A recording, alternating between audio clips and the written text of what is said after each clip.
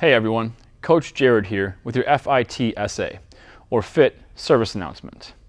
And this month's been about self-care, and self-care from the inside out. So we talked about the trunk first with breathing, then the 4 knots, then we went to the knees and the elbows, and now finally we're going to end up at the wrists and the ankles.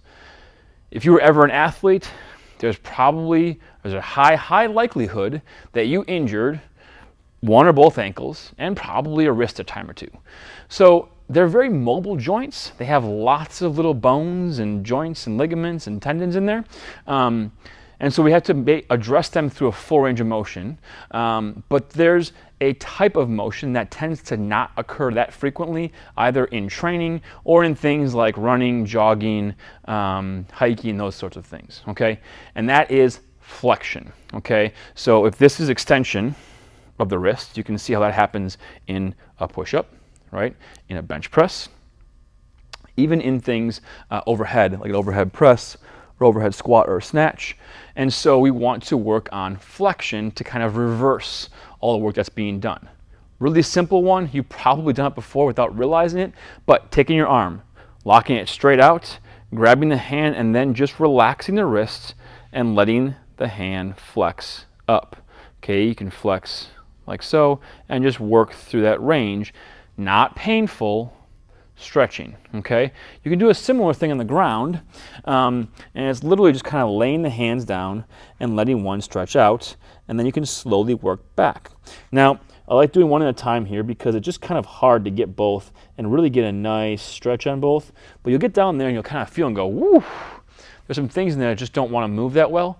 That's okay. Take your time, breathe through it, and work through it, okay?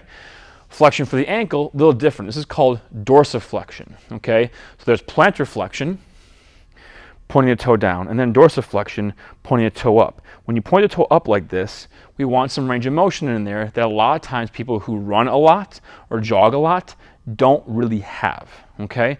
And a great way to do that is to facilitate that with some weight. So, half kneeling ankle mobilizations with a kettlebell. We take this bell, we get our stance really close, and then we use the bell and our body weight to drive my knee over like my second and third toe while keeping my heel on the ground and ideally keeping an arch in the foot.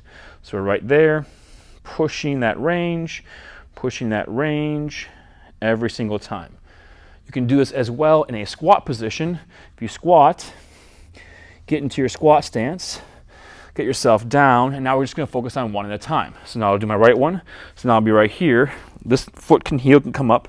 I'm going to sit my weight over to this side, push the knee over there, kind of rock back, push it in, rock back, push it in. I love doing this one as well with a dumbbell or a barbell because it just adds some additional load, just kind of feels that same kind of balance and symmetry. And we can do both sides and work on that flexion.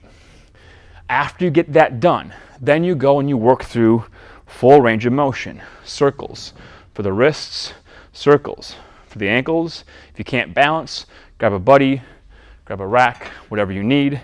But working through that full range of motion, now that you've got that flexion back that you maybe have lost after training.